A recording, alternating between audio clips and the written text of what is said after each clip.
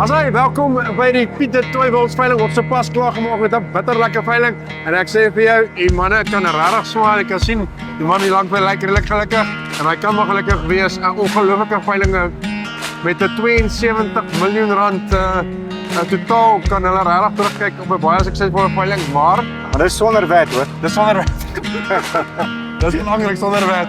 As jy die groot bedrag wegvat, nog steeds 'n goeie veiling.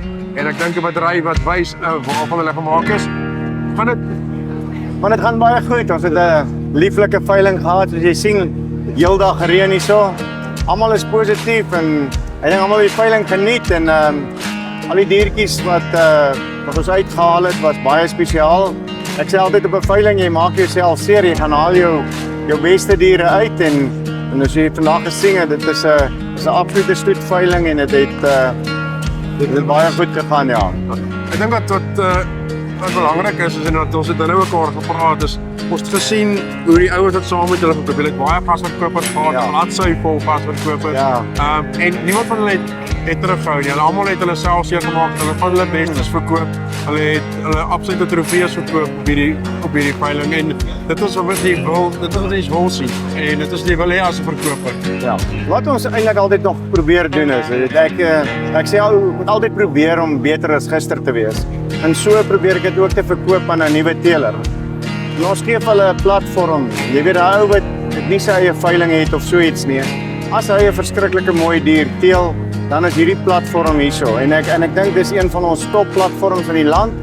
En dan het daai ou 'n geleentheid ook om sy dier om hier te kom verkoop en ek dink die ouens beklei regtig om 'n spot hier te kry en dit is verskriklik moeilik vir my as al die inskrywings inkom om vir ou te sê hey, jy het dit al nog nie gemaak so ietsie maar dan bly ons beklei om die beste te wees en ons Suid-Afrikaners kan dit mos doen. Goeie gesonde kompetisie onder mekaar.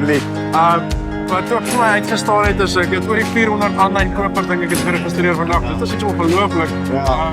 Maar saam met dit het jy vandag vir my ook iets genoem en gesê maar die mense wat vasgebyt het, deur die moeilike tyd gegaan het, is vandag die tyd wat hulle geld sien terugkom. Hulle belegging begin nou weer vir hulle waarde gee en daar's weer hoop, daar's weer optimisme en dis lekker. So saam met die reën maak die hele lewe sommer net sin.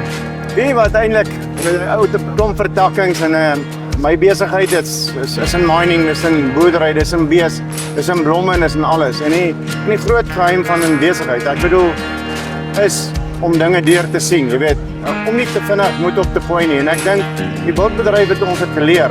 In boerdery ook, jy moet baie keer vasbyt. Baie van ons ouens boer in semi-ariede gebiede. Dis hard as jy reën kry nie. Maar ek dink die ding is om deur te gaan en vas te byt en jy gaan later gaan jy vrugte afwerk. Dit is nog altyd my siening oor enige besigheid. Ja. Jy het vroeër genoem, jy dink die wildsbedryf het regtig mature. As jy Engels sê, dis 'n bedryf wat onsself nou standvastig gemaak het en hy's nou gebou op 'n goeie fondasie. Die ouens kan nou van hier af voortbou en met vertroue vorentoe gaan. Nee, verseker. Kom ons praat van die besigheid het absoluut mature.